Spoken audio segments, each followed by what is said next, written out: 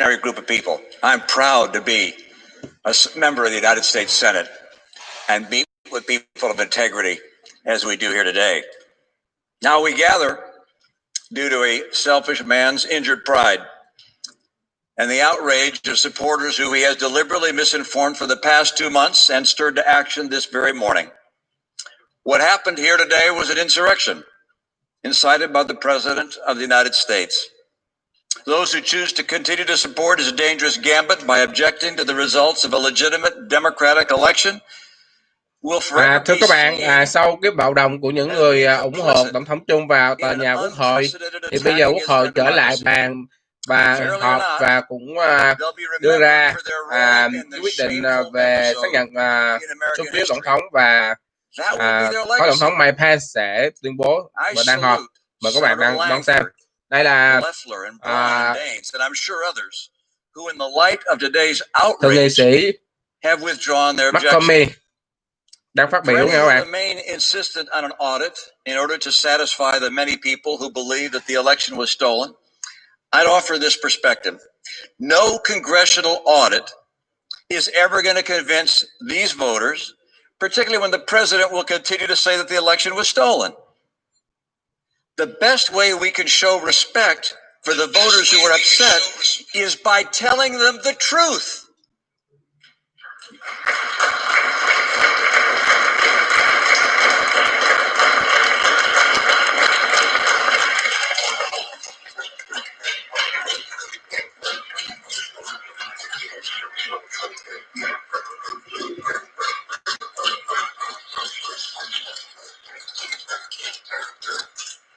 That's the burden. That's the duty of leadership.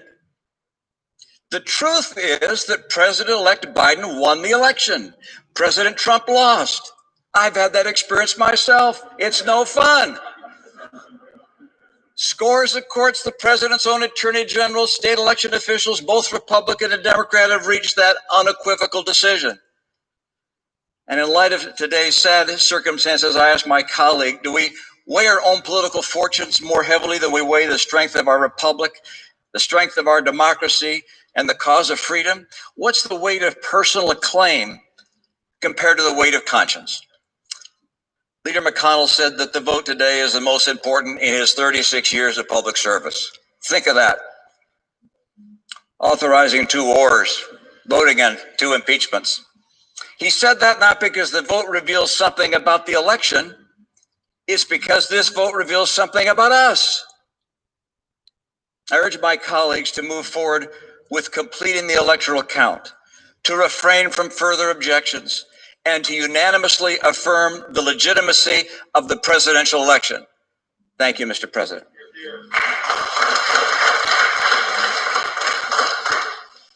Democratic leader. Senator from New Hampshire, Senator Shaheen. Bây giờ là thượng nghị sĩ của tiểu bang New Hampshire sẽ lên xác nhận ký số phiếu ở tiểu bang của mình. And swore an oath to support and defend the Constitution of the United States. Tôi là thượng nghị sĩ của New Hampshire và tôi đã tuyên thệ trung thành với hiến pháp của Hoa Kỳ. That only 3 days after swearing these oaths, some of my colleagues are willfully coming close to breaking this promise. Since 1797, each U.S. president has peacefully handed over power to the next, and that will happen again. Từ trước tới giờ, những cái vị tổng thống mà sau khi không được bầu hoặc là qua cái thời điểm của mình đều đã chuyển giao quyền lực một cách hòa bình. And we've heard tonight from both Democrats and Republicans about the importance of the voters speaking in the election, and about the fact that there is no evidence. Và sự thật là không có bất cứ cái bằng chứng nào về những cái tố cáo về gian lận. This is an issue for nascent democracies around the world, who, as Senator Romney said, look to the United States as an example. We are the shining city on the hill. We give those struggling under oppression hope for a better future. Now, like so many of us in this chamber, I've traveled to developing democracies around the world, to Afghanistan and Iraq, to the Western Balkans, to Africa, to the country of Georgia. I went there with my colleague, Senator Risch. In 2012, we went to Georgia to observe officially on behalf of the Senate the election between outgoing President Mikhail Saakashvili and his United National Movement Party, and the challenge by Georgian Dream, which was a newly formed party supported and funded by billionaire oligarch Bidzina Ivanishvili. It was a battle for parliament, but also for control of the government. Senator Risch and I visited multiple polling places on election day, and we agreed with the international assessment that that election was free and fair and that Georgian Dream were the winners. Refused to give up power. Công bằng và chính xác. That would lead to violence. It would end the nascent democratic reforms that were happening in that former Soviet republic.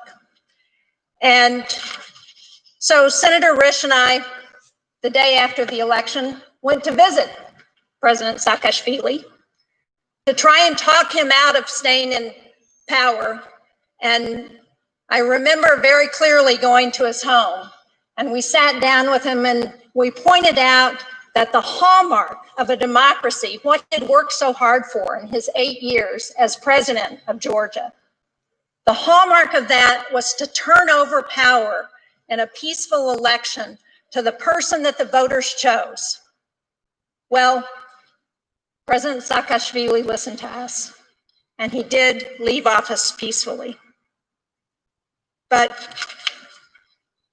it's important that future generations recognize that America, like democracies everywhere, depends on a peaceful transition of power, on chúng ta cần believing phải dạy bảo in what the cho và voters chỉ say ra cho and con cháu ensuring chúng that ta happens. về cái nền dân chủ của nước chúng Unfortunately, ta.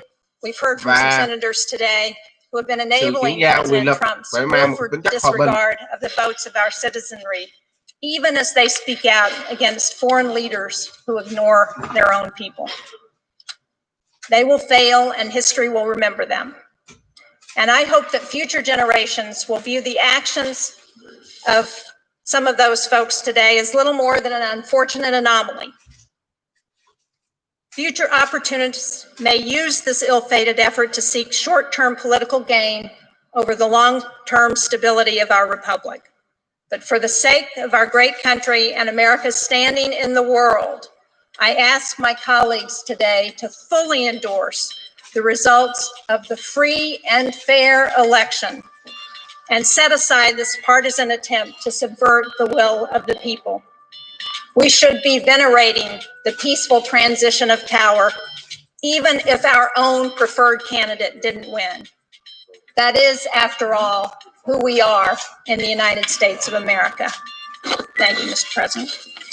Majority Leader.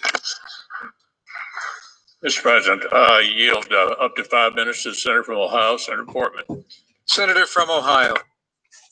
Thưa nghị sĩ tiểu bang Ohio. Mr. Vice President, you have fulfilled your duties as President of the Senate tonight with distinction. Ngài tổng thống, ngài đã có phận sự và phục vụ cho đất nước đã gần 4 năm rồi.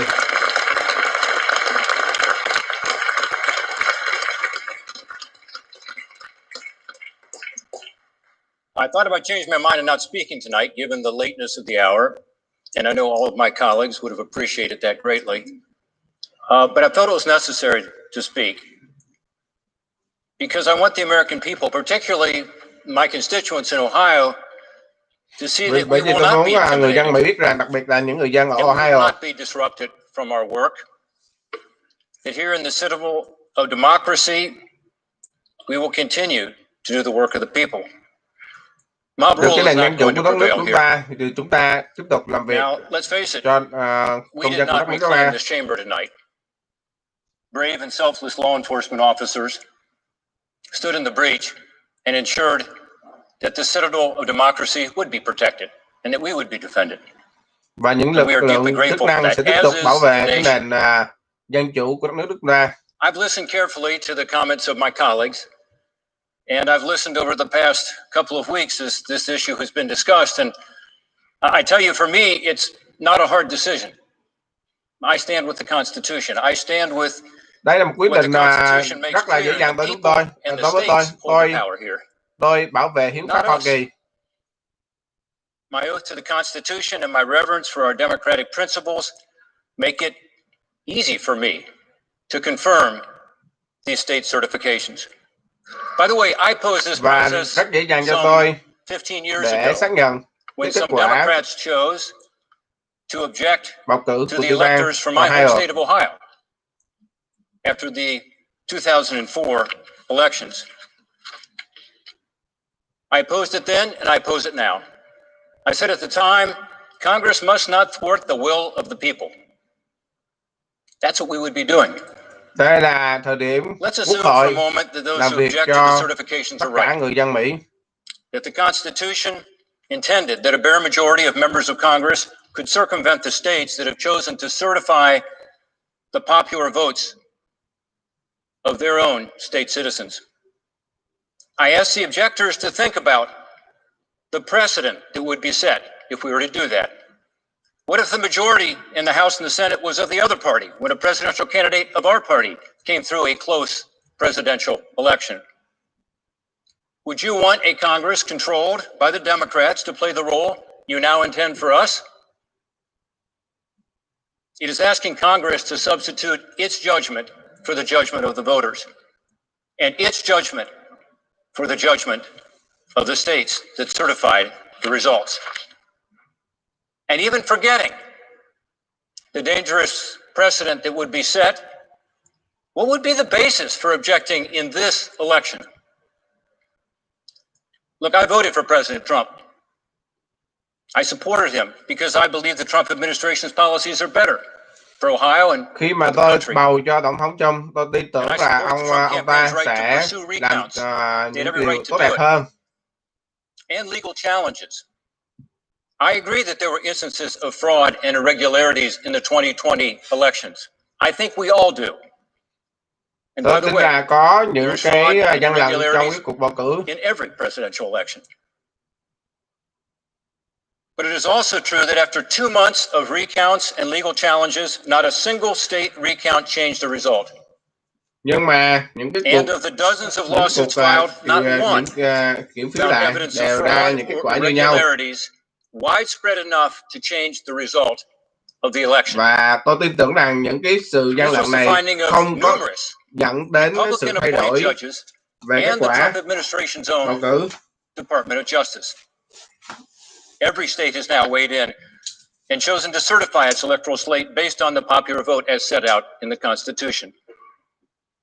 I understand that many Americans who would never storm this Capitol don't trust the integrity of the 2020 election. Don't think the state should have certified. Don't think we should have accepted the results from the states and are insisting on more transparency and accountability. In the 2016 elections, lest we forget, many Democrats objected to the results and distrusted the election. I challenge my colleagues on both sides of the aisle to listen, but also to do our part to try to restore faith in our elections.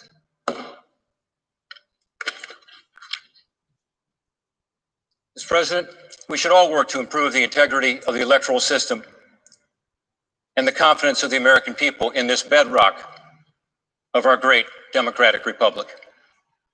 Today, I'll do my constitutional duty and oppose these efforts to reject the state-certified results. And tomorrow, in the wake of this attack on the Capitol, the pandemic that engulfs us, and other national challenges, let's work together for the people. Yield back. Democratic leader. Và tôi xác nhận cái số phiếu của tiểu bang của Ohio. That's correct, leader. Mr. President, Senator from Maine. Mr. President, Winston Churchill once said that he could do a 2-hour speech extemporaneously, but a 10-minute speech took immense preparation. I don't know what he would have said about a 4-minute speech. We are a 240-year anomaly in world history. Chúng ta We think that what we have 260 năm here in this country is the way it's đã phát triển always bình thường been. mà chưa có sự kiện nào từ cuộc It is a very từ unusual form of 260 năm rồi. government. The normal form of government throughout world history is dictators, But kings, czars, pharaohs, warlords, tyrants. And we thought 20 years ago the march of history was toward democracy, but it is in retreat in Hungary and Turkey. Goodness knows in Russia. Democracy as we have practiced it is fragile. It's fragile and it rests upon trust. It rests upon trust in facts. It rests upon trust in courts, in public officials, and yes, in elections. I don't sympathize or justify or in any way support, that's putting it mildly, what happened here today, but I understand it. I understand it because I saw those people interviewed today and they said, we're here because this election has been stolen. And the reason they said that is that their leader has been telling them that every day for 2 months. Cái lý do mà những người biểu tình cứ phát biểu hôm nay là cuộc bầu cử đánh cắp tại vì cái người lãnh đạo cứ suốt ngày cứ nói, ngày nào cũng nói là cuộc bầu cử này đánh cắp đã ảnh hưởng đến họ. I agree with Governor Romney that the answer to this problem is to tell people the truth, is to tell them what happened. It's easy to confront your opponents. It's hard to confront your friends. It's hard to tell your supporters something they don't want to hear. But that's our obligation. That's why the word leader is applied to people in jobs like ours. It's not supposed to be easy. It's supposed to be something that we take on as a sacred obligation. And if people believe something that isn't true, it's our obligation to tell them, no, I'm sorry, it isn't. Just as Senator Portman just said, as Mike Lee just said, I'm sorry, we can't do this here. We don't want to do this here. This is a power reserved to the states, not to the Congress. And I agree with the majority leader. I think this is one of the most important votes any of us will ever take. On December 1st, 1862, Abraham Lincoln came to this building. He came to this building in the darkest days of the Civil War. He was trying to awaken the Congress to the crisis that we were facing. And he didn't feel that they were fully and effectively engaged. And he ended his speech that day with words that I think have an eerie relevance tonight. Here's what Abraham Lincoln said. Fellow Americans, we cannot escape history. We of this Congress and this administration will be remembered in spite of ourselves. No personal significance or insignificance can spare one or another of us. And here's his final words. The fiery trial through which we pass will light us down in honor or dishonor to the latest generation. The fiery trial through which we pass will light us down in honor or dishonor to the latest generation. Thank you, Mr. President. I yield the floor. Mr. President. Senator from Maryland. Thank you, Mr. President. The mob violence and attack we saw on our Capitol today should be a wake-up call to each and every one of us of what happens when we fail to come together, not as Democrats and Republicans, but each of us as Americans, to stand up to a president who time and again has shown contempt for our democracy, contempt for our Constitution. Today here on the Capitol, we witnessed people taking down an American flag and putting up a Trump flag. That is not democracy in the United States of America. As every senator who has spoken has mentioned, we have for hundreds of years had a peaceful transfer of power. Nobody likes to lose, and supporters of the losing candidate are always disappointed. What's different this time? We all know what's different this time. We had a president who, as a senator from New Jersey said, even before a vote was cast, that if he didn't win the election, it was going to be a fraud. And every day since then has perpetrated that lie. We have a president who just today criticized very loyal vice president who is presiding right now, urging him to disregard his responsibilities under the Constitution of the United States in order to reinstall Donald Trump as president. The same person who got on the phone to the Secretary of State in Georgia and threatened him to change the results of the election. Mr. President, I read something this week I'd never thought I'd read in a newspaper in the United States of America. It was an op-ed by all the living former secretaries of defense, including Secretaries Rumsfeld, Cheney, and Mattis, warning the country about our tradition of peaceful transfer of power and that it would be inappropriate for the military to take sides. In the United States of America, we talk to the world about how we want to promote democracy and our values, and right here at home, too many are undermining those values. And Mr. President, Donald Trump could not do this alone. He could only do it if he's aided and abetted by individuals who are willing to perpetrate those lies and those conspiracies. And that is why it is so important that we as Democrats and Republicans and senators stand up together. Stand up together and tell the truth. You know, when you go into a court of law like those 60 cases, you're testifying under a penalty of perjury. That's very different than here in the House and the Senate. And in all those 60 cases under penalty of perjury, there was no evidence of widespread fraud. So it should be easy for us all together to tell the truth. On January 20th, Joe Biden will be sworn in as the next president of the United States.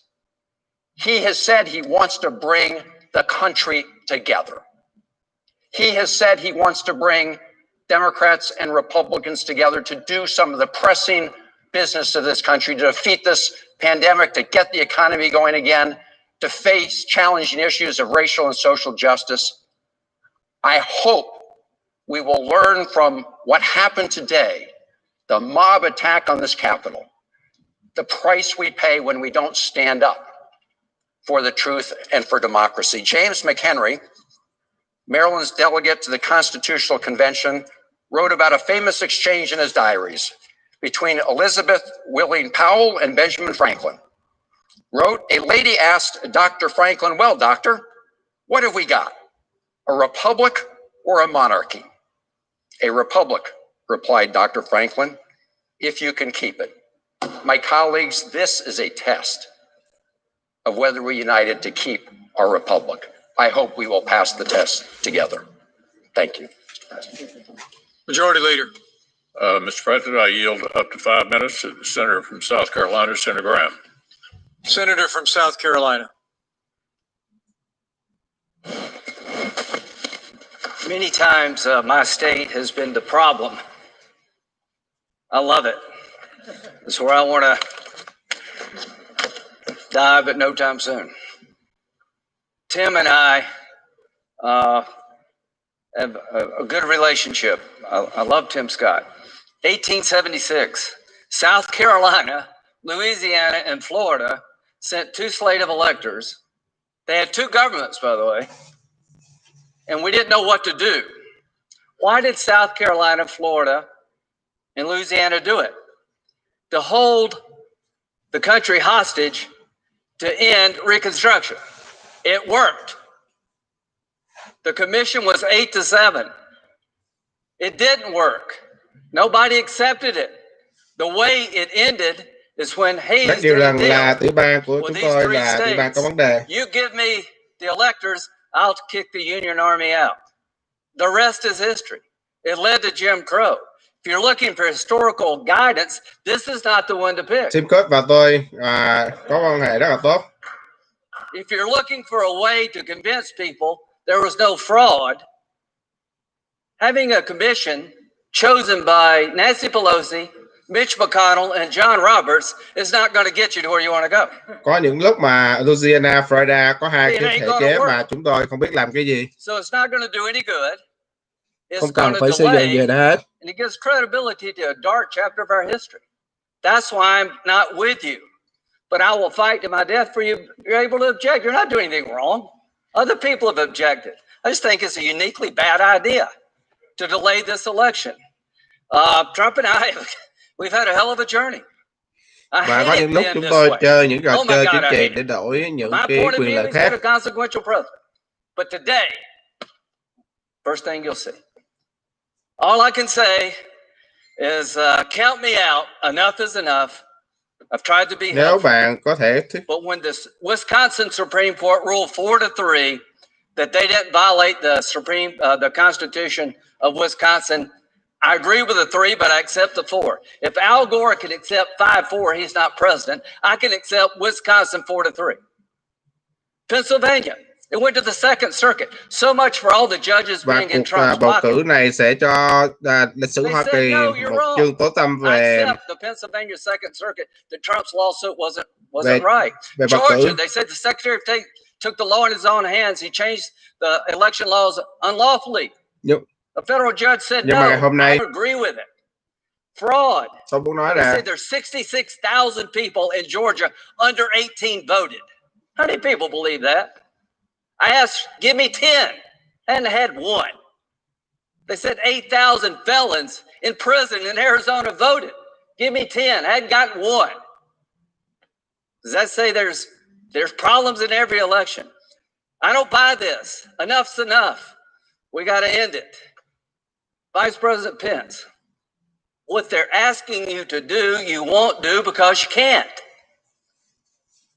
You talk about interesting times. I associate myself with Rand Paul. How many times will you hear that? The mob has done có những tòa something án ở nobody bên else can do Texas, to get me and Rand to agree. bên Florida Rand is right. thì tôi không chấp If you're a nhận được. conservative, this is the most offensive concept in the world, that a single person could disenfranchise 155 million people. The president of the Senate Họ nói shall, có in the 8 presence of người the ở Senate trong and the trong House tù of bầu cử. Representatives, open all certificates, and the vote shall then be counted. The person having Có the nhiều greatest vấn number of đề votes đã for xảy ra. president shall be president. Where in there does it say Mike can say I don't like the results? Chúng ta I cần want to phải send tính them nhất back to thưa the ông Mike states. I believe Pence there was fraud. và phó tổng To thống. the conservatives who believe in the Constitution, now's your chance to stand up and be counted. Originalism, count me in. It means what it says. So, Mike, Mr. Vice President, just hang in there. They said we can count on Mike. All of us can count on the Vice President. You're going to do the right thing. You're going to do the constitutional thing. You got a son who flies F-35s. You got a son-in-law who flies F-18s. They're out there flying so that we can get it right here. trong lịch sử chúng ta thì không có một người nào có thể thay đổi được 150 make triệu sure we khí have a hậu được. chance to argue among ourselves, and when it's over, it is over. It is over. The final thing, Joe Biden. I've traveled the world with Joe. Trong hiến pháp không có nói là ông phó tổng thống Mai không thích cái gì thì He's a đặt cái legitimate đó. president of the United States.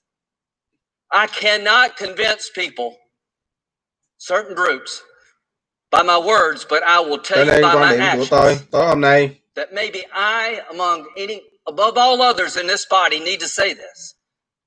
Joe Biden and Kamala Harris nói are lawfully cái điều của elected ông Mai thì mới thay and đổi will kết quả become được. the president and the vice president of the United States on January the 20th.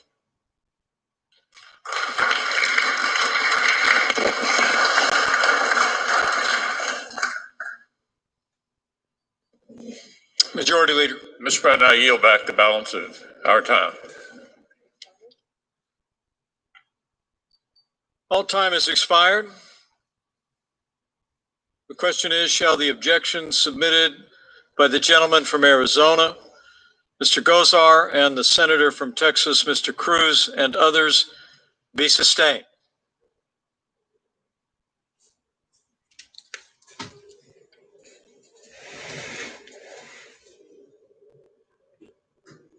Bây giờ là phó tổng thống Mike Pence chuẩn bị Is there a second? There is.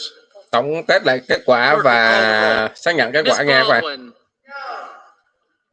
Mr. Barrasso, Mr. Bennett, Mrs. Blackburn, Mr. Blumenthal, Mr. Blunt, Mr. Booker, Mr. Bozeman, Mr. Braun, Mr. Brown, Mr. Burr, Ms. Cantwell, Mrs. Capito, Mr. Cardin,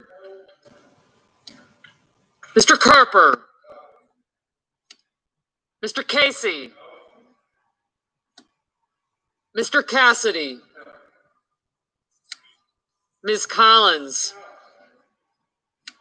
Mr. Coons, Mr. Cornyn, Ms. Cortez Masto, Mr. Cotton,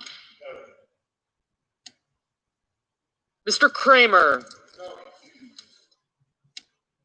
Mr. Crapo,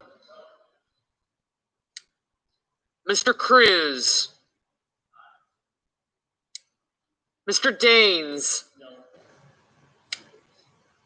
Ms. Duckworth, Mr. Durbin,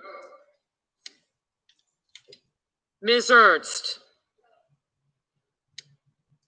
Mrs. Feinstein, Mrs. Fisher, Mrs. Đây là Gillibrand, quá trình kiểm đại phiếu từ họ sẽ gọi từng Mr. Grassley, thượng nghị sĩ để Mr. Hagerty, kiểm đại phiếu. Ms. Harris, Ms. Hassan,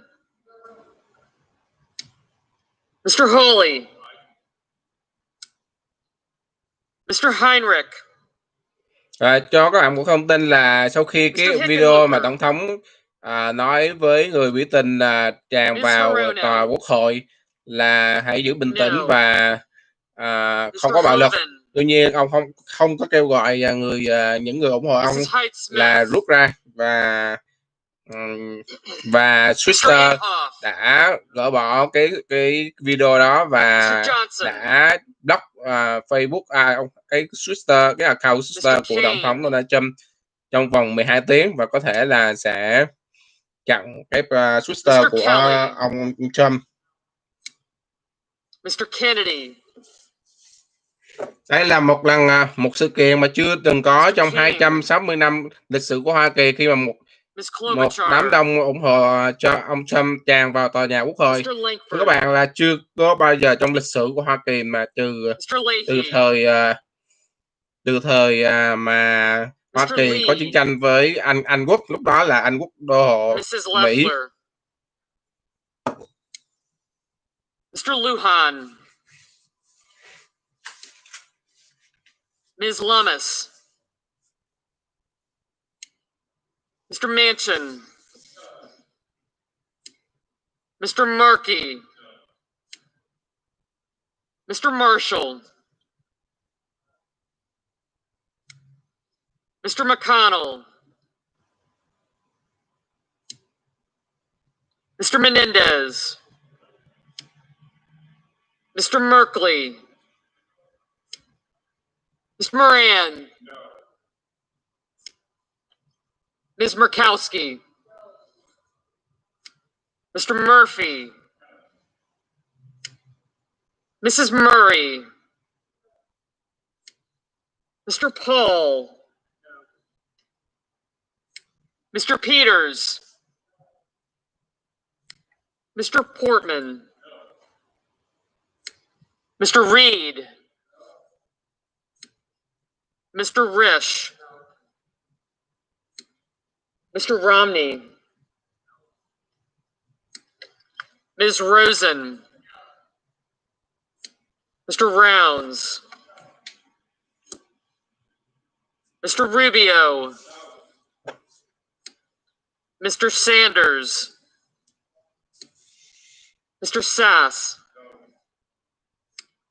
Mr. Schatz, Mr. Schumer, Mr. Scott of Florida, Mr. Scott of South Carolina, Mrs. Shaheen, Mr. Shelby, Ms. Sinema, Ms. Smith, Ms. Stabenow, Mr. Sullivan, Đó là Mr. Tester, người điều phối chương trình trong hội nghị sẽ Mr. thay mặt Finn, ông phó tổng thống Mike Pence để Mr. gọi Tillis, tên từng thượng nghị sĩ để xem họ Mr. có phản đối Toomey, cái kết quả bầu cử hay không, và của cái Mr. tiểu bang Tuberville, của họ. Để, và người Mr. điều Van phối đang gọi từng Hollen, tên của những người thượng nghị sĩ, và họ đang trả lời là no. Mr. Warner, Ms. Warren, Mr. Whitehouse, Mr. Wicker, Mr. Wyden, Mr. Young,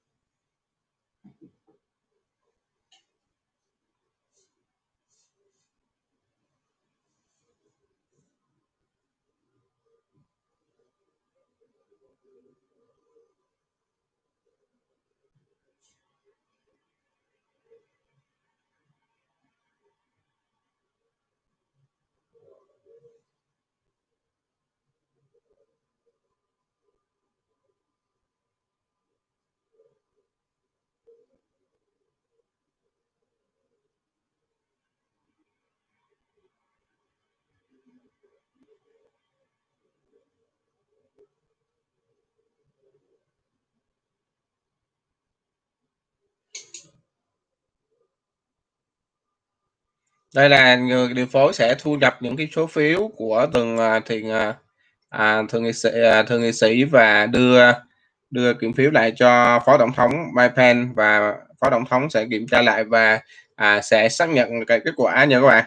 Nhiệm vụ của phó tổng thống Mike Pence là chỉ là xác nhận thôi, ông không có quyền hành gì để phản đối, bởi vì hiến pháp Hoa Kỳ nó trói buộc ông, và bản thân ông Mike Pence cũng nhận thức được cái đó là kết quả và của bầu cử Hoa Kỳ, ông không thể thay đổi được, và ông Mike Pence vẫn còn con đường chính trị phía trước. ông còn 4 năm và có thể có khả năng ông có thể chạy đua vào vị trí tổng thống Hoa Kỳ vào nhiệm kỳ 2024, cho nên ông cũng không có lý do gì mà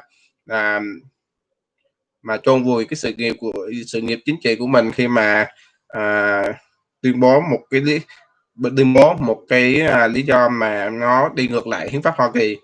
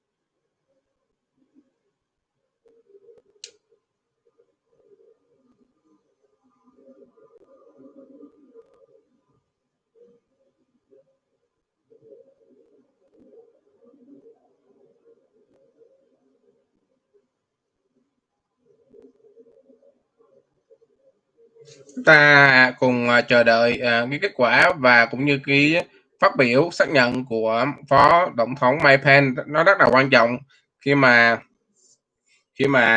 những cái cáo buộc của Tổng thống Trump gây ra sự bất mãn, cũng như là cái cuộc giống như là một cái cuộc đảo chính mà chiều nay mà chưa có bao giờ có trong lịch sử của Hoa Kỳ.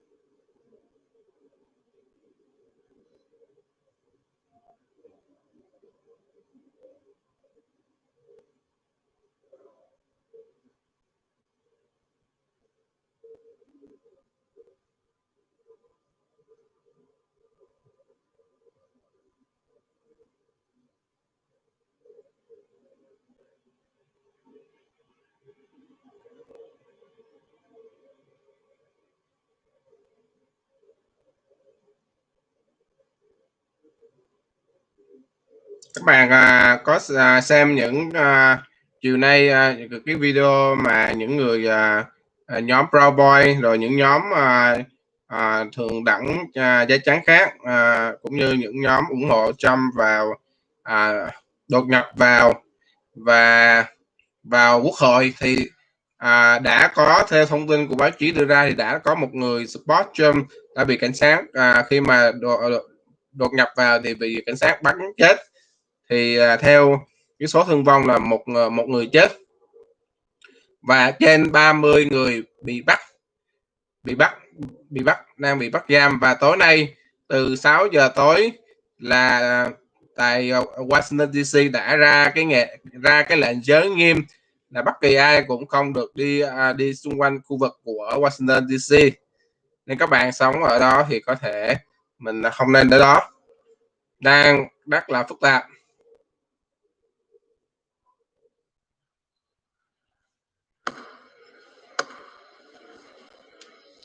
On this vote, the yeas are 6, the nays are 93. The objection is not sustained. The Secretary will notify the House of the action of the Senate, informing that body that the Senate is now ready to proceed to joint session with further counting of the electoral vote for President and Vice President. Majority Leader. Mr. President. So, colleagues, here's where we are. We have a few more speakers now as we wait for the House to finish their debate and vote. We expect the House to finish voting on Arizona between 11:30 and midnight. I ask unanimous consent the Senate be in a period of morning business with the following senators permitted to speak therein for up to 5 minutes each: Senator Toomey, Senator Rubio, Senator Collins. And on our side, Senators Wyden, Hirono, and Coons. Finally, following their remarks, the Senate stand in recess subject to the call of the chair. No. Maybe not.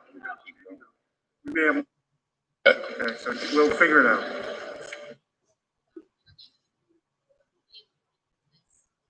The Senate be in a period of morning business with the following senators permitted to speak therein for up to 5 minutes each: Toomey, Rubio, Collins. Wyden, Hirono, and Coons. Without objection.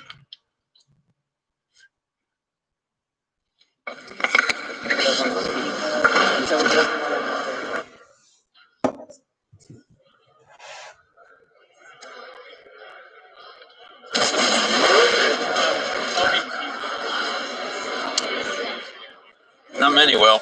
This isn't yours, right? So we're in recess.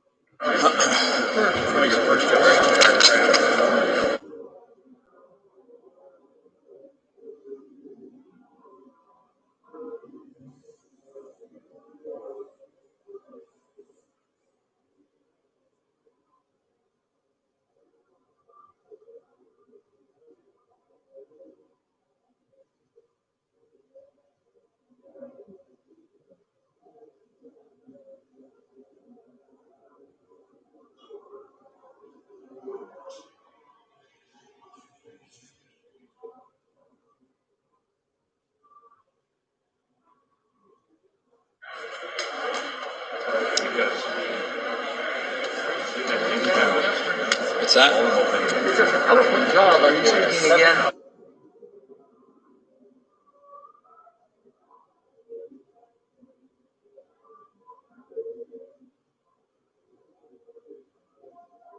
Well, Mr. President, the senator from Pennsylvania. The Senate will be in order. Senate will be in order. Senate will be in order. Please take your conversations out of the chamber.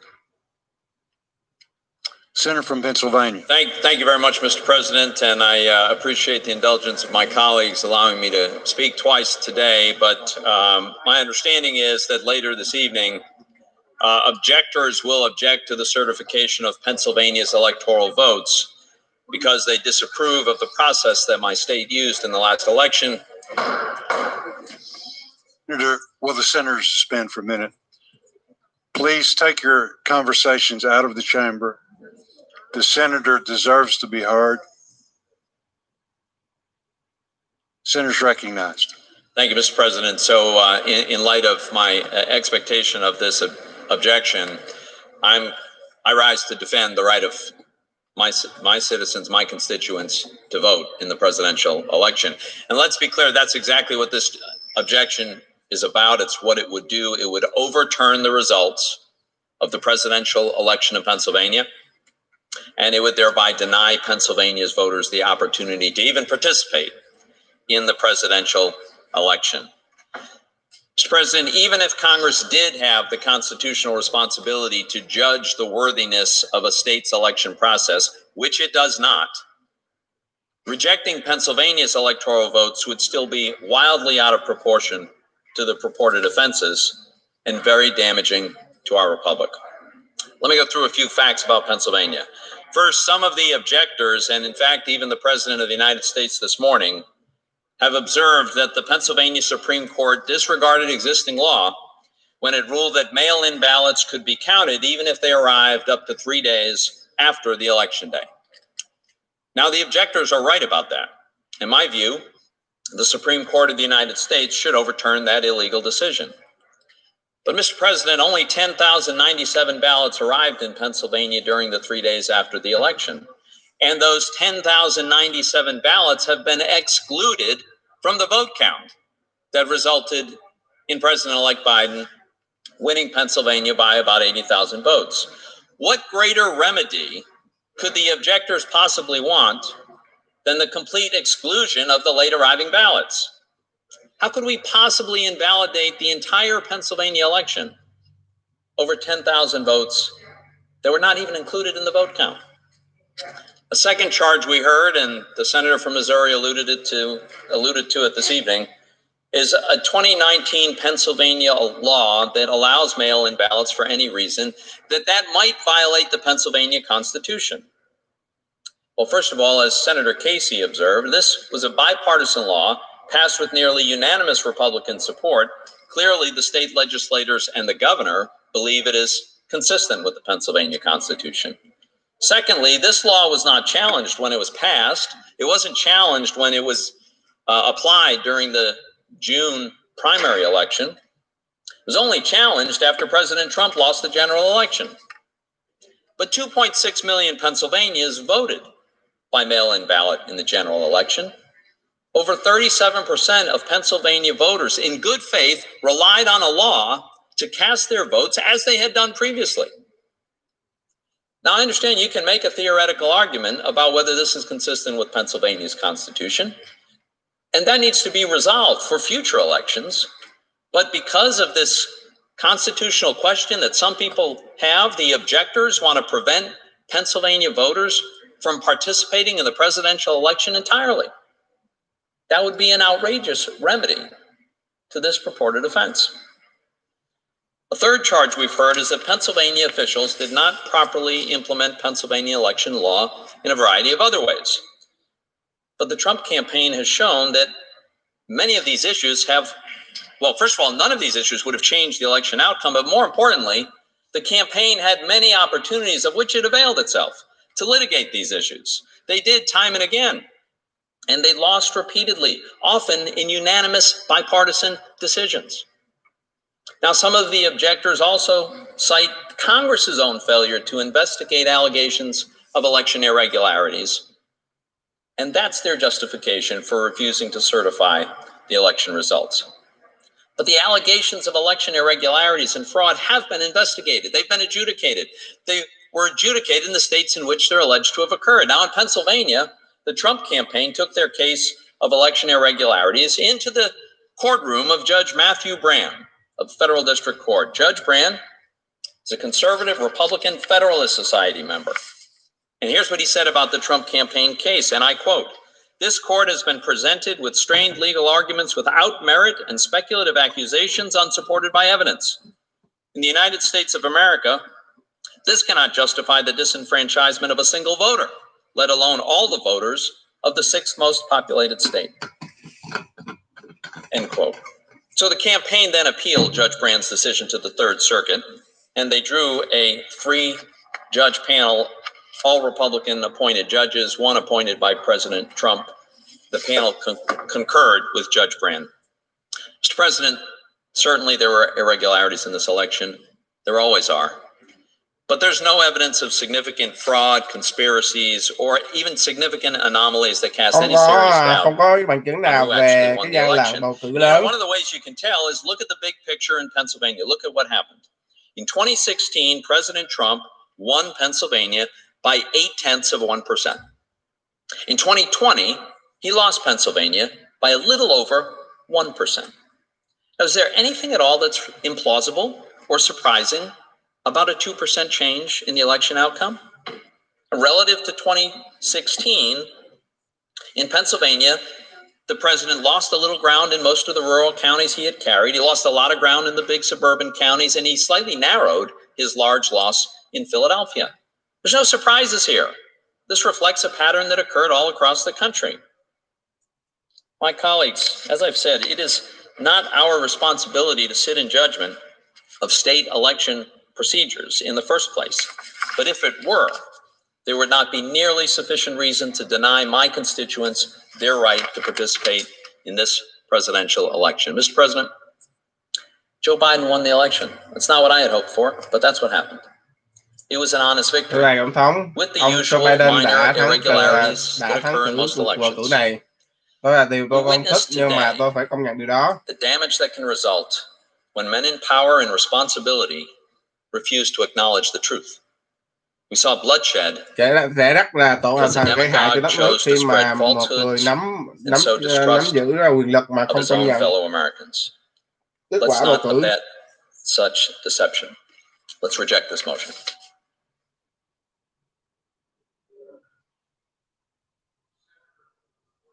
Mr. President, with just a few minutes to speak, I'm going to get right to the point.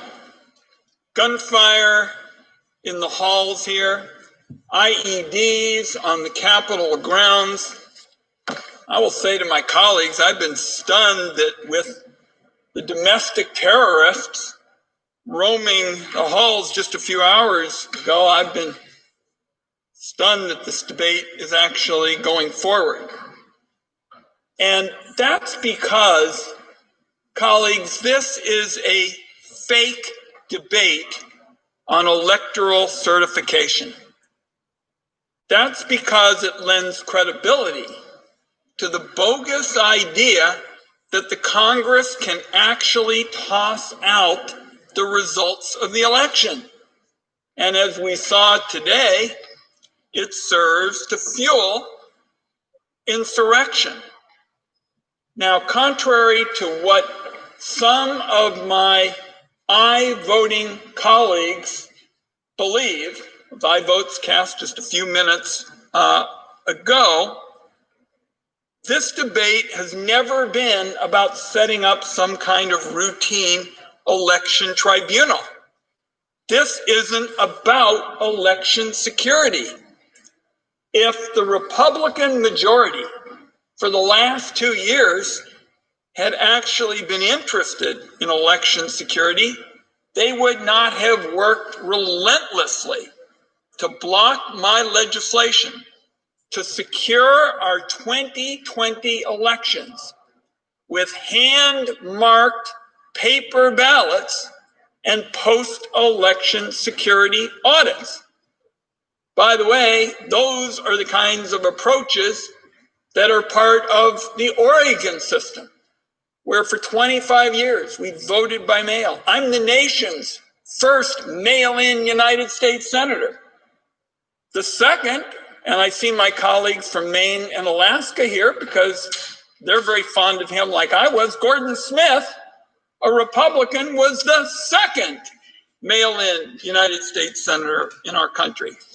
That's because we do the job right. It's efficient. Our late Republican Secretary of State, Dennis Richardson, actually told President Trump there was no evidence of fraud. So if Republicans had been interested over the last 2 years in actually working with me and colleagues on both sides of the aisle and secretaries of state, we could have had an approach that would have empowered the Oregon idea to go national. Instead, we're now debating tonight idea of a discussion grounded in total fiction, brewed in cauldrons of conspiracies online. These colleagues are fever dreams laundered by people with election certificates and real power. And I will tell you, it's been painful to watch colleagues sidle up to some of those conspiracies that would inflict so much damage to the American experiment. Colleagues, I'm going to close with one last point. We saw today an effort by domestic terrorists to try to punch our democracy to the ground, to the ropes. And I'm going to close by simply saying something that hadn't been said tonight, and that is Donald Trump can do enormous damage to our country in the next 2 weeks. In the next 2 weeks, colleagues, Trong Donald Trump các can do bạn đồng nghiệp enormous ơi, damage. trong 2 tuần nữa thì Our ông wonderful Donald country. Trump This sẽ gây afternoon, I don't know if my thêm colleagues những cái saw tổn it. hại The cho đất nước chúng ta. National Association of Manufacturers, another organization with thousands of businesses, thousands of companies, and not exactly a left-wing outfit. They called for moving forward with the 25th Amendment. All over the news already, colleagues, this afternoon, the National Association of Manufacturers. That's what we're seeing in our country. Và tôi gọi là chúng ta có thể thực hiện cái điều khoản 26 trong hiến pháp là trút phế tổng thống. I believe that for the next 2 weeks, we have an enormous responsibility to watchdog Donald Trump day in and day out, to do everything possible to prevent the kind of abuses that và we trong saw 2 tuần tới chúng ta sẽ chứng kiến ông Trump sẽ lạm dụng cái quyền lực của mình để làm tổn hại nước Mỹ. Fear among our citizens at what went on. Let's do everything we can as leaders, Democrats and Republicans. Hãy làm những gì chúng ta có thể làm. Đảng Cộng hòa, Đảng Dân chủ. Donald Trump's abuses are checked. Donald Trump đã lạm dụng quyền lực. Everything we can. Chúng ta phải làm tất cả những gì để ngăn chặn ông ta. President, I yield the floor.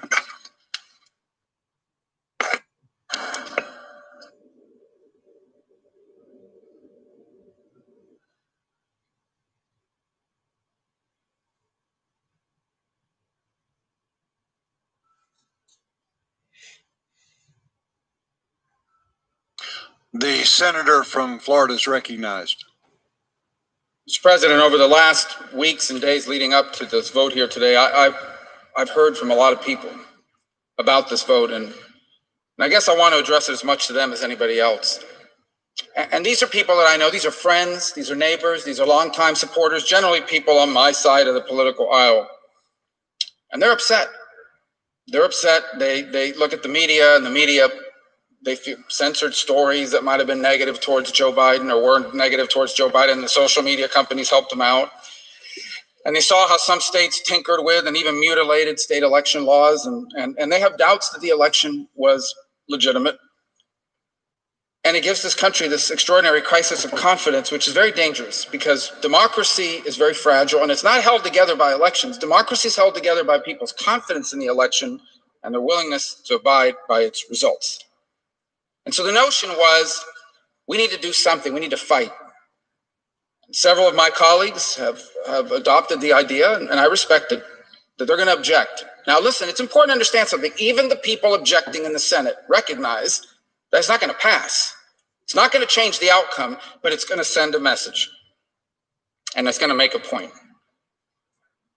The problem is,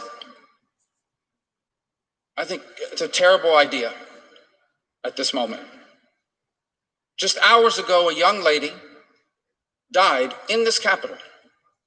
Vài giờ trước, vài trước có một phụ nữ đã chết trong cái tòa nhà này, là một người đi biểu tình mà xâm nhập vào tòa nhà và bị bắn chết nha các bạn. We had police officers, the men and women that we walk by every single day that guard the doors and we say hello to, out there with riot gear, getting spit on and attacked. Today, not 10 weeks ago, just a few hours ago. And I think it's important to think about all those things on a night like tonight and everything that's happened. You know, I wouldn't even be here today. I doubt very much where I would even have been interested in politics had it not been for my grandfather.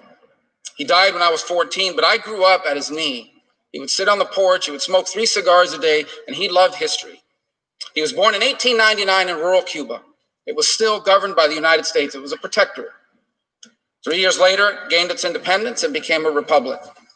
During my grandfather's first 60 years of life, he saw his country have an armed insurrection after a contested election, multiple presidents go into exile, 2 military coups, and the rise of a Marxist dictator. A tyranny that stands to this day. My entire life, I have lived with and next to people who came to America because their country was chaotic and their country was unsafe. What I saw today, what we have seen, looks more like those countries than the extraordinary nation that I am privileged to call home. And I think about the mockery that it makes of our country. A lot of people, oh, well, China. No, let me just say something. In all modesty, no one here has worked harder on the issue of China. They hate my guts. I'm sanctioned, twice sanctioned. I don't know what they're sanctioning, double sanctioned, and I can't travel there. I wasn't planning to anyway. China's laughing. They're loving this tonight. In Beijing, they're high-fiving because they point to this and say, this is proof the future belongs to China, America's in decline. Vladimir Putin, there's nothing Vladimir Putin could have come up with better than what happened here. Makes us look like we're in total chaos and collapse. Not to mention the Ayatollah, who's probably bragging, if he has buddies, to his buddies, look what's happening to the great Satan. I think politics has made us crazy. Everybody in this country has lost their minds on politics. And we have forgotten that America is not a government. America's not a president. America's not a Congress. Let me tell you what America is. America's your family. America's your faith. America's your community. That's America. That's what our adversaries don't understand, and that's what we need to remember. That is how we're going to rebuild this country and turn the page and have a future even brighter than our past. And so that's why I feel so strongly about this, and why I hope those who disagree with me will understand. I yield the floor.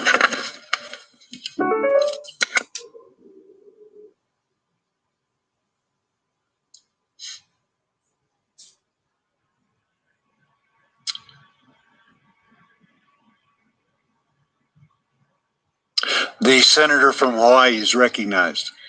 Mr. President, it has been hard at times to find the words to describe the full harm Donald Trump has inflicted on our country.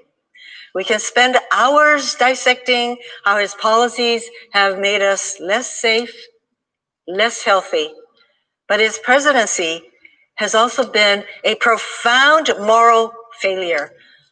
Let me tell you a story. A few years ago, a father from Hawaii joined me at one of my talk story sessions in my office, and he asked me a question that struck me hard at that time and has stuck with me until today. He said, "How can I tell my son that lying is not okay when the President of the United States lies every single day?" I struggled to answer his question then, and I'm not sure I could offer an adequate answer now. But this conversation remains a clear example of how we do not live in normal times. How is it normal as we and the world watched in horror as an angry mob stormed the United States Capitol? Blood was shed, people were hurt, vandalism occurred.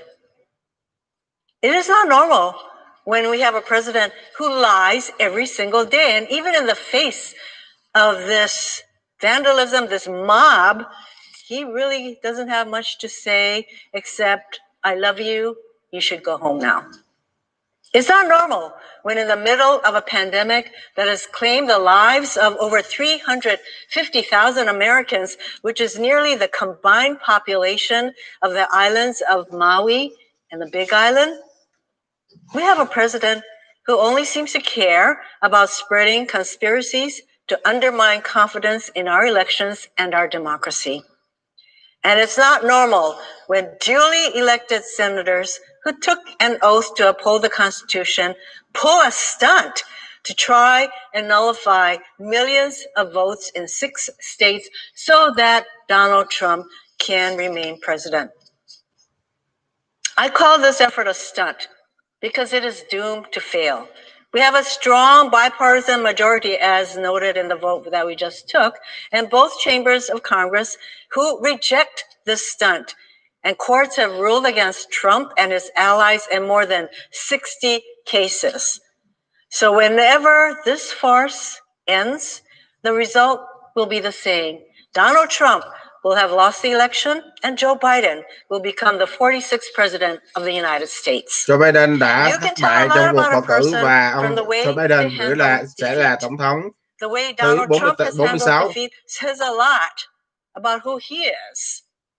Watching so many of our colleagues indulge the president tells us a lot about them, too. We don't have to look back very far in history to find examples of candidates who lost tough races but demonstrated their character in defeat. Our colleague, Senator Romney, graciously conceded his defeat to President Obama in noting that, Có quote, at a nhiều time like this, những tấm we gương mà can't khi risk bị đánh bại trong cuộc partisan bầu cử bickering như and political ngài thượng nghị posturing. sĩ Our leaders have to Romney reach across the đã aisle bị đánh bại and do bởi their ông people's Obama work, nhưng vẫn and vui we vẻ và chấp citizens nhận và also đã have chúc to mừng ông rise Obama. to the occasion.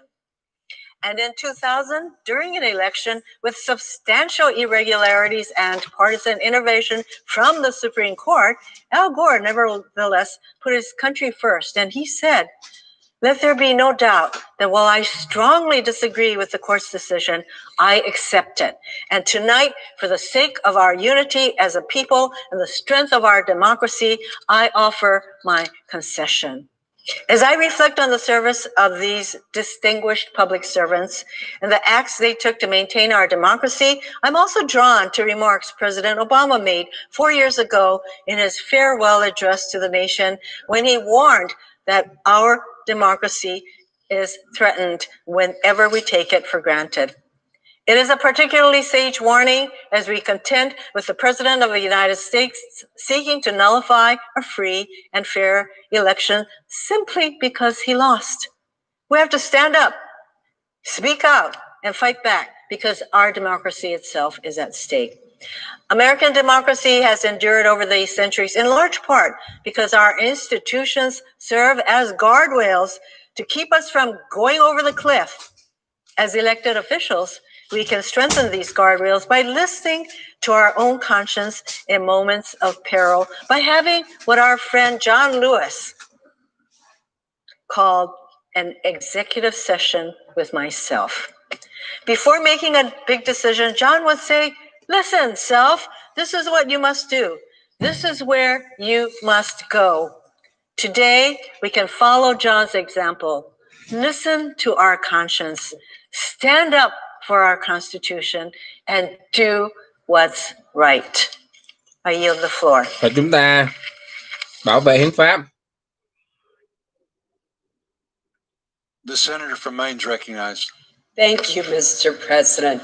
Mr. President, let me begin my remarks tonight by expressing my heartfelt gratitude to the members of the law enforcement community and the National Guard, whose hard work and courage made it possible for us to resume our deliberations tonight. Trước hết buổi là cái lời nói chuyện của tôi muốn cảm ơn lực lượng vệ binh quốc gia đã bảo vệ quốc gia vào tối nay.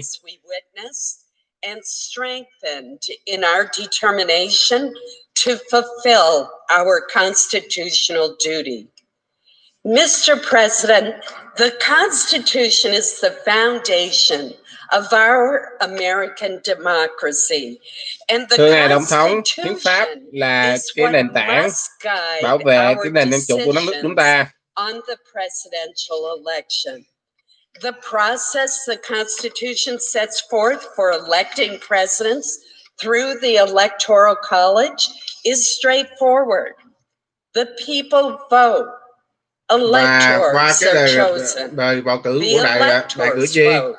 cái nền then cái Congress cuộc bầu cử chúng ta counts đã the rất là minh bạch electors' votes. và được bảo vệ bởi hiến pháp. That final step in the process is why we have convened today.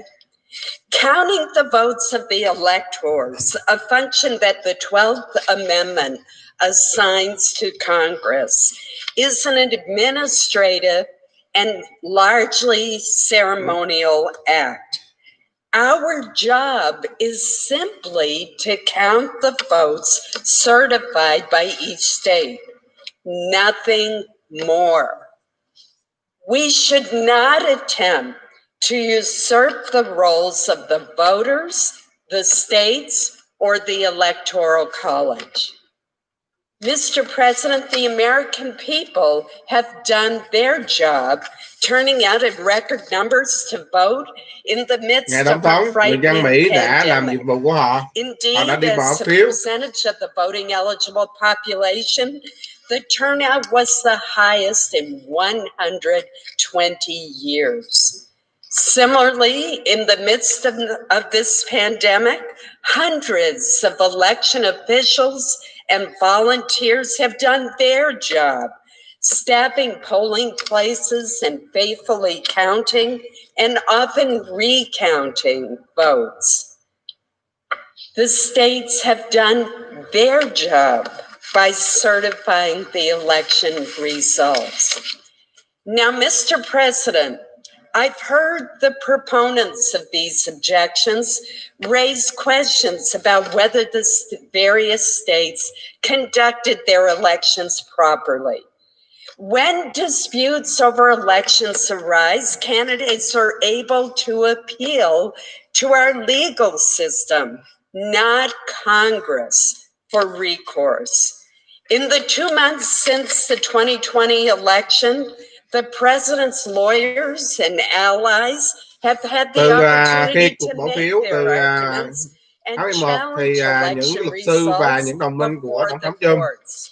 Notably, every one of nearly 60 lawsuits that they brought forward đã đưa ra 61 cái vụ kiện khác nhau, nhưng mà đều bị thất bại. Và ngay cả tòa án tối cao cũng từ chối. Mr. President, we must abide by these rulings. The time has now come for Congress to do its job. We should affirm the certified results of each state by counting the votes of their electors. Mr. President, altering the results of the Electoral College would set a terrible precedent in which the party in control of Congress could override the will of the voters and overrule our courts to unilaterally choose the next president. One senator attempted such a maneuver after the election in 2004, and the Senate overwhelmingly rejected that effort. The Senate has demonstrated by its vote tonight that it will follow that precedent and do so again. Tonight, Mr. President, I will continue to vote to reaffirm the foundation of our democracy, the Constitution of the United States, and I will reject these challenges to the Electoral College. Thank you, Mr. President. Mr. President. The senator from Oregon is recognized. Mr. President, I invite all of my colleagues to cast your eyes upon these three boxes sitting on the table in front of the dais. These three boxes contain the certified results from every state in our union. Thưa ngài Tổng thống, đây là 3 cái hộp mà chứa tất cả những cái số phiếu xác nhận for the President of the United States of America. You know, you cast your eyes on these on these three boxes, and you know that there's something special. You see that there are straps on them holding the top on and straps around the side, and they're engraved, beautiful handle, beautiful leather work, crafted in the cabinet shop of our very Senate to say to the world that their cargo is precious. Now there's three of these boxes. The third box is brand new. It was crafted because so many states were celebrating this process that they started to use very large forms, very large envelopes, very large seals to put those ballots into, and thus a third box was needed.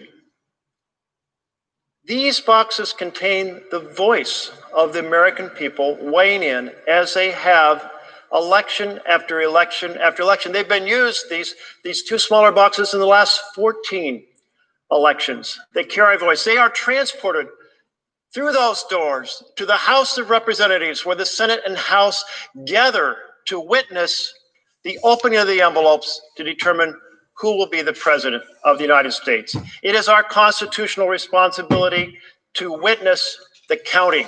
That is what the Constitution calls for. Tonight, when this Senate chamber was under attack by domestic terrorists, we were held here in this room, doors locked, to protect us with the help of the Capitol Police. They did an excellent job, and then they escorted us to a safe room. And that announcement came quickly. And when that announcement came, our senior assistant parliamentarian, Lee Hildebrand, organized the team to rescue these boxes and keep them safe. Now, thank you to her and the entire team that rescued the voice of the American people. Had they not done so, then the hooligans outside, disrespecting the Constitution, would have come in here and opened these boxes and burned the ballots, destroying the voice of the people symbolically. And I know no one in this chamber wanted something like that to happen, because we're here to defend the Constitution, to defend the integrity of the election process, not to allow it to be destroyed. But colleagues, although we are 100 senators, or 99 actually now, because there's only 99 of us who are duly elected at the moment, 99 senators united across party defending these ballots from the hooligans outside, there's more than one way these ballots can be destroyed. And that is for this chamber and the House chamber to vote that one of those envelopes representing a state will be shredded, will be burned, that those votes will be discounted. We just held a vote on whether or not the envelope containing the electoral votes from Arizona should be burned. We defended these ballots against the hooligans outside. But there are those in this chamber supporting the destruction of the voice of the citizens of Arizona. 6 voted.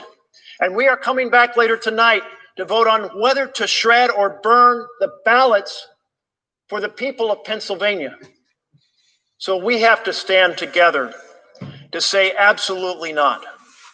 The constitutional responsibility is for us to defend the process, not to proceed to destroy these ballots.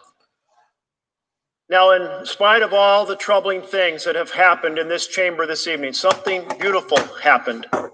And that is, we sat here in this chamber, all of us listening to each other, 5-minute speeches, hearing each other out, diverse views, wrestling with a complicated issue. It's really the first time that's happened in the 12 years I've served in the Senate. We need to restore the process of struggling with America's issues together on the floor of the Senate. That's the Senate I saw when I first came here as an intern for my home state senator in 1976. That's the Senate that I saw when I worked for Congress in the 1980s. That's the Senate that has disappeared.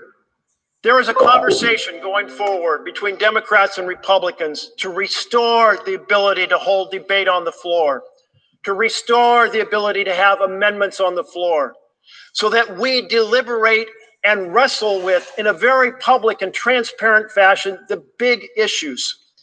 So let's take this moment when we're rethinking how to restore the institutions of our government, to restore and improve how this Senate operates, to deal with the issues ahead of us, so that this moment is a moment where we come together rather than be divided, where in a bipartisan fashion we craft a strategy to restore issues to the floor, bills and amendments and debate and decisions before the public.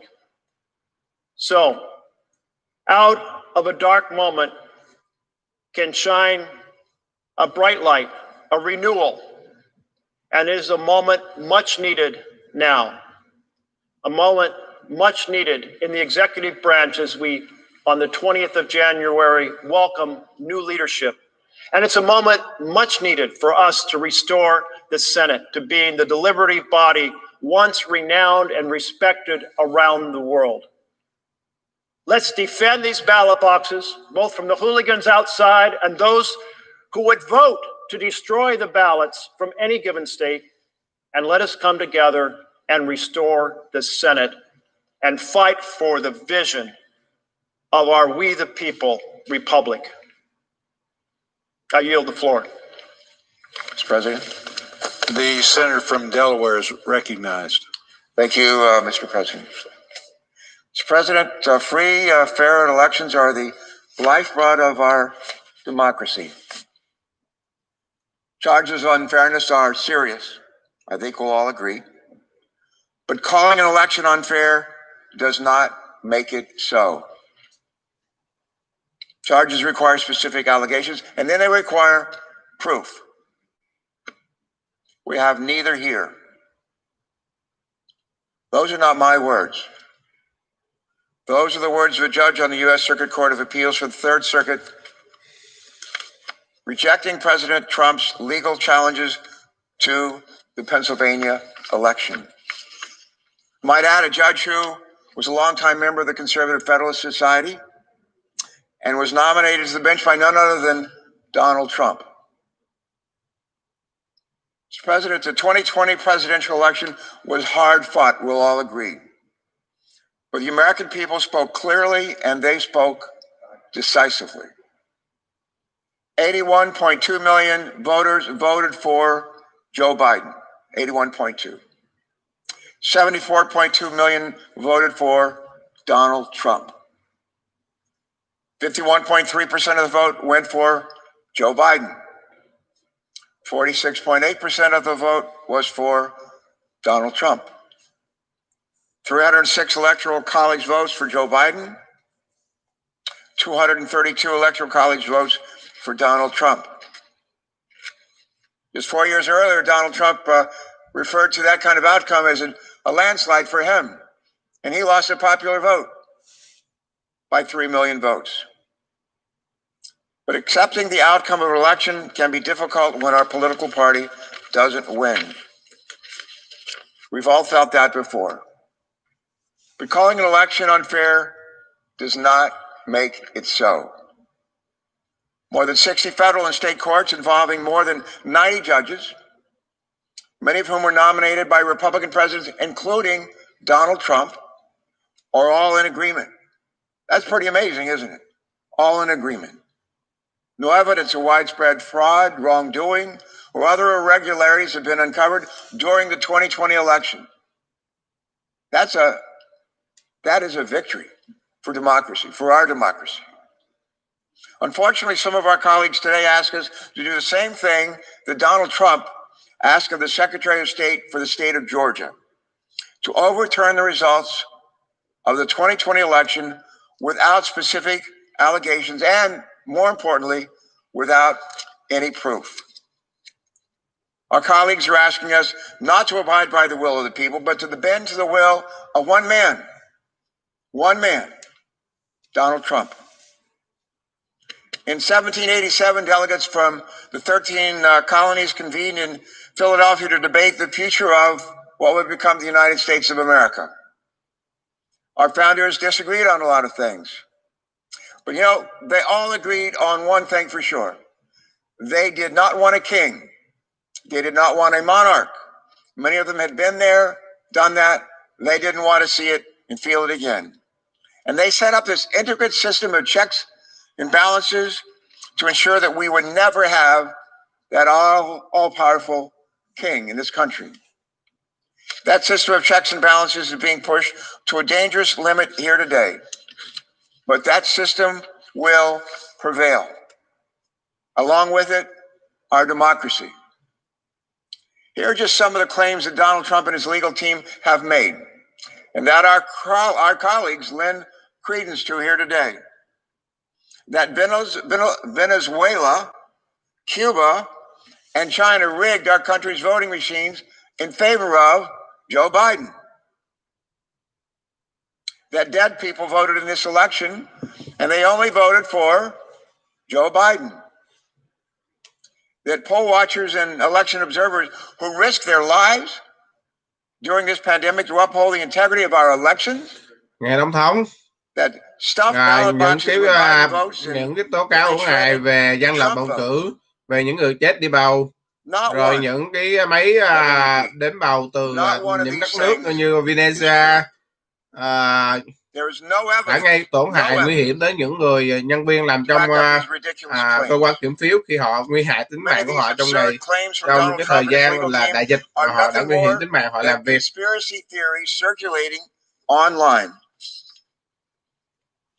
This misinformation and dangerous rhetoric from the president and his allies, including calls for violence, have polluted our discourse and imperiled our peaceful transfer of power. And when our colleagues show indifference or outright support for these unsubstantiated claims and conspiracy theories, they lead our nation and our Constitution down a dangerous, dangerous path. All of us who serve here swore an oath to support and defend our Constitution. I swore that same oath as a naval flight officer many times, as a midshipman before that. But all of us here have sworn support and defend our Constitution, not our political party, and certainly not any individual candidate. Colleagues, for the safety of our citizens and our republic, we must lead by example. We must turn the temperature down. It was a hard-fought campaign, but the campaign is over. The votes have been counted. The count has been certified in all 50 states. And in 2 weeks, on January 20th, Joe Biden and Kamala Harris will be sworn in as President and Vice President of the United States, as they should be. We have serious and urgent challenges that will require working together with our new president, our new vice president, with one another in this chamber, Democrats, Republicans, Independents, and with our colleagues over in the House of Representatives. What's on our to-do list? Well, we can start with making sure that hundreds of millions of Americans get vaccinated. That we get off the dime and start vaccinating. We vaccinated 4 million people last month. 4 million. We're supposed to vaccinate 20. How are we ever going to get to 250 million at this rate? What else is on our to-do list? We're getting our kids back to school. We got kids that are unable to get on the internet, unable to participate in their classes, may not have any adult supervision at home. They're struggling. They're falling even further behind. We need to do something to help them. What else is on our to-do list? Getting their parents back to work, just to name a few things. Well, the millions of people lost jobs and they don't have skills anymore to fill the jobs that are needed. They need our help. They need to be retooled and retrained. It's time to stop trying to overturn the will of the people and get back to working on their behalf. Mr. President, Abraham Lincoln has been quoted a couple of times here tonight. But he observed at the end of the Gettysburg Address that ours is, quote, a government of the people, by the people, and for the people. Even in the midst of his Civil War, President Lincoln put his unwavering and his unwavering faith in the people to chart our nation's course. We would be wise to remember Lincoln's words at this moment, at this special moment in our nation's history. We're not a government of Trump, by Trump, and for Trump. We're a government of the people, by the people, and for the people. And the people have spoken. The people have spoken. Our job here today is to listen to them. I intend to do that. And I trust that my colleagues will join me in doing that as well. Mr. President, I yield the floor. Mr. President. The senator is recognized. Mr. President, first I want to thank all of the first responders who helped to protect this sacred chamber today, protect those electoral college ballots. Today is a special day. On a day when some 2,500 or more Americans will lose their lives to the coronavirus, when another 130,000 will be hospitalized with it, when hundreds of small businesses will close their doors and put thousands of Americans out of work. On this day, the United States Senate is not debating how to get more life-saving vaccines into Americans' arms or how to put 2,000 badly needed dollars into their pockets. No, instead, we are using the first days of the new Senate and Congress to give time to our radical Republican colleagues' baseless and damaging claims of election fraud, all in an attempt to keep Donald Trump in office in violation of the United States Constitution. There's a word for this. It's called sedition. All these unfounded objections to state electors are seditious. They are nothing short of an insurrection against the established order of the United States Constitution and our democratic republic. This is an historically shameful day for the Senate and for our country. To be clear, the notion that there are any meaningful voter fraud that has been identified in the 2020 presidential election is a dangerous, anti-democratic, treasonous fiction.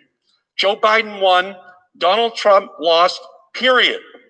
But that hasn't stopped the president and his supporters from making allegations of voter fraud in some 60 legal challenges across the country, heard by some 90 judges, including Trump judicial appointees. Not one of these challenges succeeded, not one. And despite this reality, my radical Republican colleagues claim we must have a commission to investigate the fraud. Well, we do know one of the most undeniable instances of substantial and significant election fraud ever. We even have a recording and a transcript of it. It's President Trump talking like a mafia boss to the Georgia Secretary of State, a Republican no less, pressuring and threatening him to fix the election in Trump's favor and holding out the prospect of criminal prosecution if he doesn't. Find me 11,780 votes, Trump said. Well, someone should find Donald Trump a real lawyer and measure him for an orange jumpsuit, because the list of statutes that this latest shocking presidential phone call may violate is too long to recite. The president's words on that phone call, indeed, his conduct since the election, demand a serious response, one much more serious than the sham before us today. First, federal and state law enforcement authorities should investigate Donald Trump for election fraud, extortion, conspiracy, and whatever other charges fit the bill. And if warranted, indict and try him for any crimes he has committed. Second, we must recognize that Donald Trump is and will remain a danger to our Constitution and our democracy. So while time is certainly limited, we should impeach Trump again and bar him from holding office in the future. And finally, we should abolish the Electoral College. It is a vestige of a racist Jim Crow America, and we have outgrown it. Every person's vote in every state should count just the same. One person, one vote. Election fraud and reform are very serious issues. Election reform absolutely should be debated in Congress, which is why instead of today's kabuki theater, I invite my Republican colleagues to stand up and say, yes, We need to protect and expand voting rights and election security. We need automatic voter registration. We need online voter registration. We need same-day voter registration. We should make Election Day a federal holiday. We should restore voting rights to people with prior felony convictions. We should support independent redistricting commissions. Let's spend our time on the floor debating that, debating how to reduce the influence of big money in our political system, to slow the revolving door between government officials and lobbyists, to stop gerrymandering and voter suppression. That's the real election reform that we should be debating and supporting, not these shameful, craven, baseless objections. More than 350,000 Americans have died from the coronavirus. That is the truth. Nearly 8 million people have fallen into poverty because of the economic crisis caused by this virus. That is the truth. Wearing a mask saves lives. Vaccines are safe and effective. That is the truth. Joe Biden won. Donald Trump lost. That is the truth. I urge all my Senate colleagues to vote against these objections, affirm our democracy, and recognize that Joe Biden and Kamala Harris will rightfully be sworn in on January 20th as the President and Vice President of the United States. The senator from Connecticut is recognized. Thank you, Mr. President. Today was a stomach-churning, gut-wrenching moment in our history. And truly, it was an assault on the heart of our democracy. And I want to join in thanking the first responders and police, but I also want to thank others who have been heroes of our democracy, unsung in many instances. First, all of the election officials, all of the poll workers, all of the members of boards of election who actually counted the votes, who went to the polls and made sure that votes could be cast, and who ultimately stood firm for the integrity of that voting system. I want to thank the judges. There are now about 90 of them who, except for one or two who rule the other way on a technicality, have stood firm for the integrity of that voting system. In those 60 to 70 cases, except for that one ruled on a technicality, they went with the integrity of our voting system and the rule of law. Today was indeed disgusting and sickening. It was shocking and despicable. It was heartbreaking, but it was not surprising.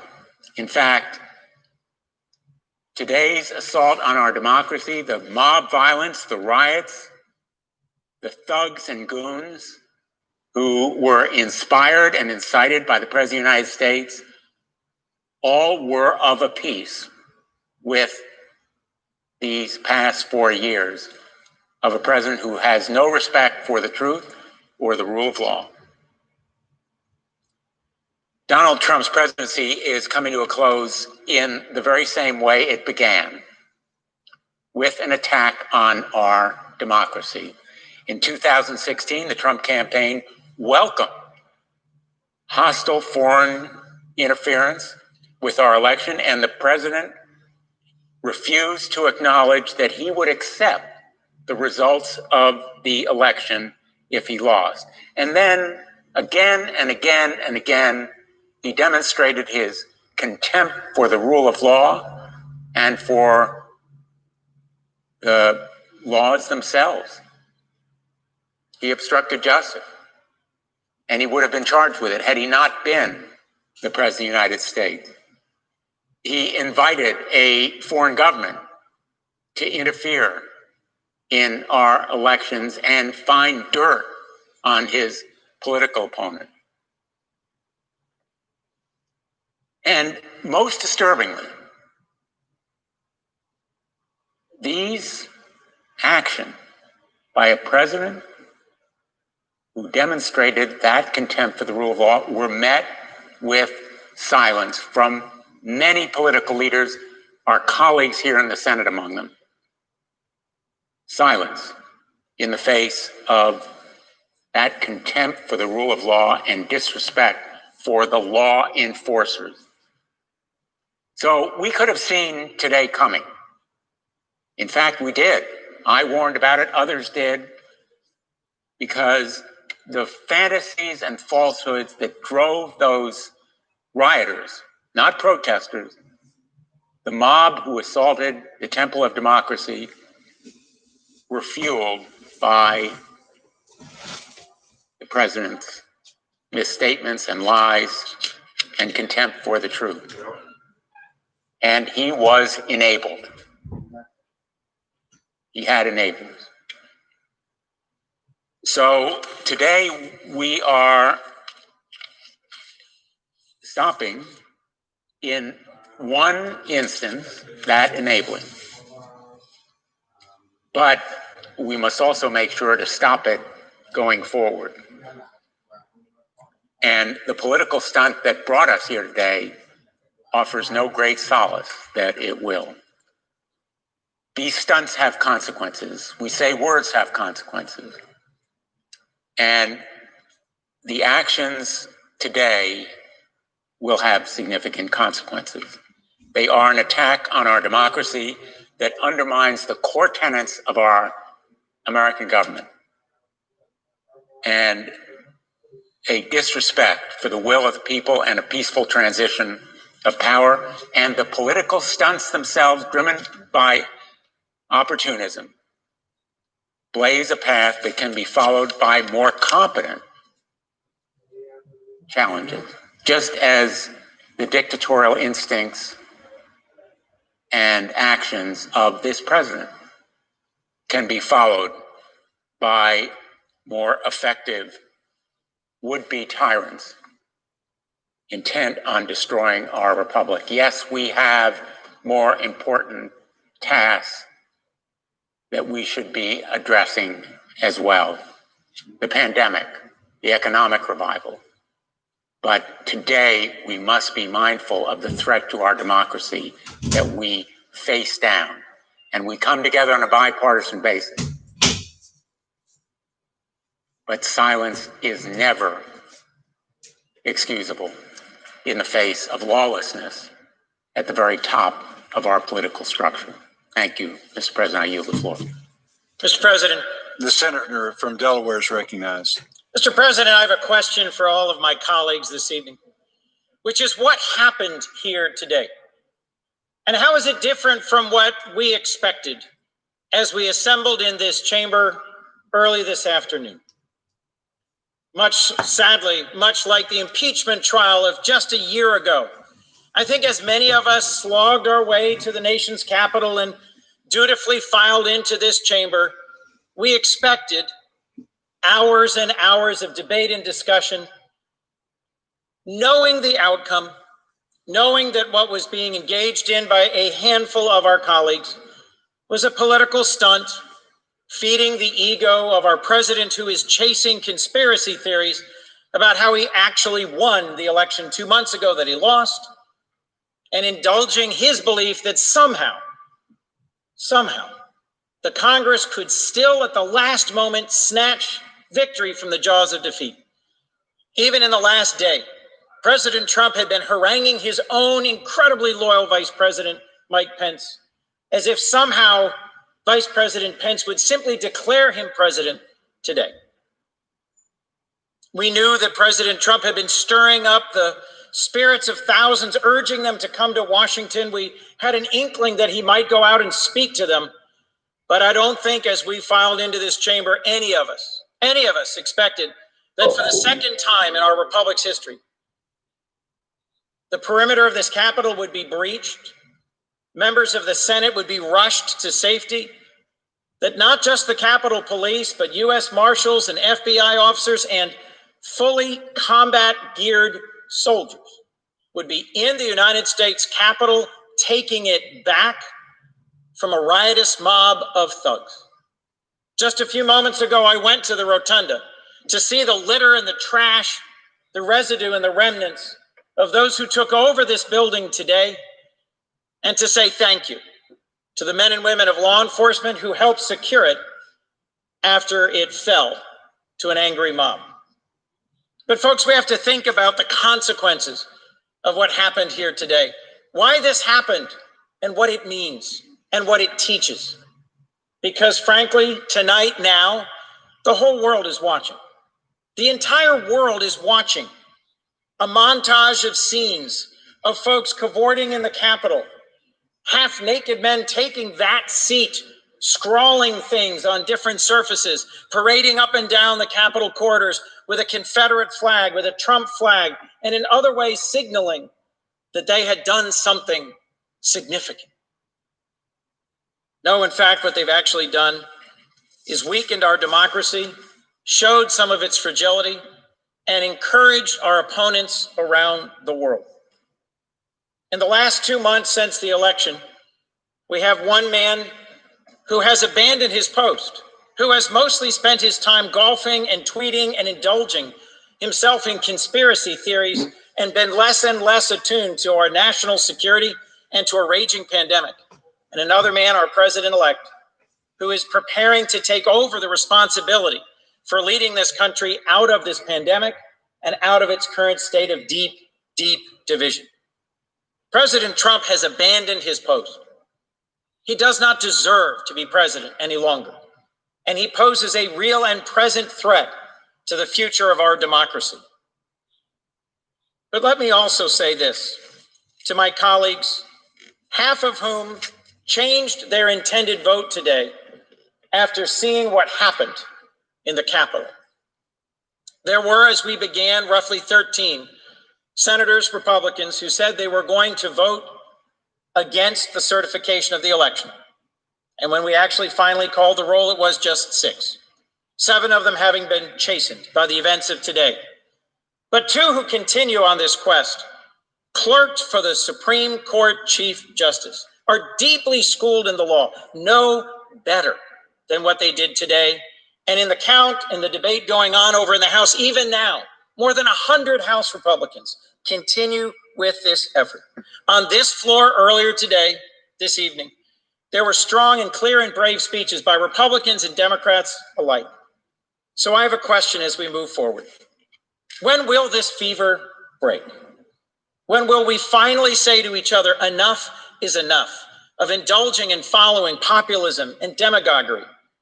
Is it time to finally show who the leaders are and to uphold our Constitution that every one of the House members and a third of us swore to uphold just 3 days ago?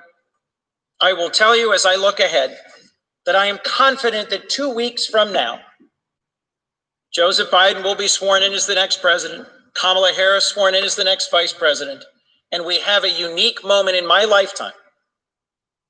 Because as presidents and leaders in the Senate of both parties over the last decades have observed, the Senate has steadily shrunk in its significance, its role, and its power, and the presidency has steadily grown. Not in my lifetime, not since LBJ, have we had an incoming president who spent 36 years in this chamber. We have a chance with Joe Biden, a president-elect who ran on bringing our country together, a president-elect who ran on turning the page from our moment of national division, a president-elect who respects and honors and understands the significance of this body. So we have to take this opportunity to heal, to hear each other, to compromise, to work together, and to see the real challenges facing the American people and take this last, best moment. What happened here today should leave all of us gravely concerned about the health and the future of our democracy, and the opportunity we will have 2 weeks from today is one we should not let pass us by. Thank you, Mr. President. With that, I yield the floor. Mr. President. The senator from Massachusetts is recognized. Mr. President, more than 350,000 of our loved ones have died from a terrible disease. Small businesses have gone under, never to reopen. Millions have lost their jobs, and too many families don't know how they're going to pay the rent or put groceries on the table. It is tough out there, But Americans are fighters. And despite all the challenges, in November, they did what Americans do when they are unhappy with their leadership. They voted for change. They turned their backs on a sitting president who fans the flames of hatred while bodies pile up in the morgue. Instead, they elected a new president who wants to save lives, to save our economy, and to save our democracy. Even as the pandemic raged, Americans showed up for democracy. States worked overtime to set up safe systems, ballot drop boxes and early voting, and gallons of hand sanitizer. Voters mailed their ballots earlier, put on masks, and stood in line at the polls. The election of 2020 shattered voting records. So here we are on the floor of the United States Senate in the aftermath of an historic election held in the middle of a pandemic. People are suffering, and we should be working to get them the help they need. Instead, we are here because Donald Trump wants to overturn the results of that election. The Republicans objecting to the results of this election will be judged by history. But the rest of us will be judged as well. It is our responsibility to stand up for our democracy, even while other senators work to undermine it. Losing is hard. I ran for president myself. It was a hard-fought primary, but Joe Biden won and I lost. I am not the only one to live through that. A number of senators in this room have run for president. None of us was successful. And when we lost, we conceded and we got out of the race, because that is how democracy works. None of us lied about the results. We didn't throw temper tantrums. We tell our allies and urge Khi people chúng ta thua to thì march chúng ta on state capitals or to descend on Washington. We accepted the will of the voters. And it's not just us. It's everyone who has run for president since the beginning of America. Only once in America's history have the people who lost tried to burn down our democracy on the way out. They caused a civil war that nearly destroyed our nation. Make no mistake, the violence we witnessed in this chamber today was the direct result of the poisonous lies that Donald Trump repeated again and again for more than 2 months. His words have consequences. Our democracy has been grievously injured by this lying coward. This effort to subvert our democracy is not merely one last presidential tantrum. This effort is designed to knock out the basic pillar on which democracy is founded.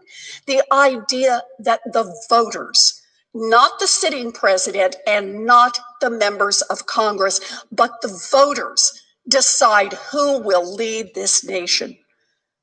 A democracy in which the elected leaders do not bend to the will of the voters is no democracy.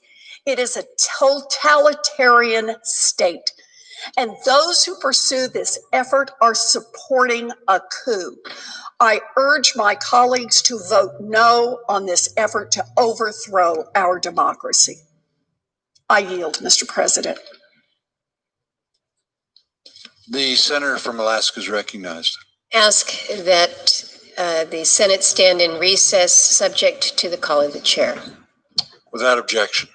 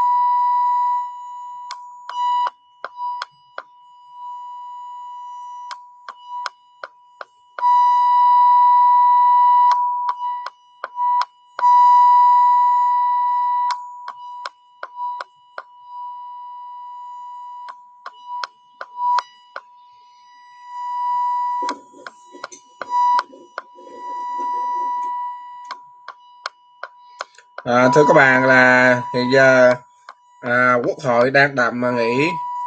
Chúng ta sẽ đón tiếp theo trong cái video kế tiếp nha các bạn. Xin chào các bạn.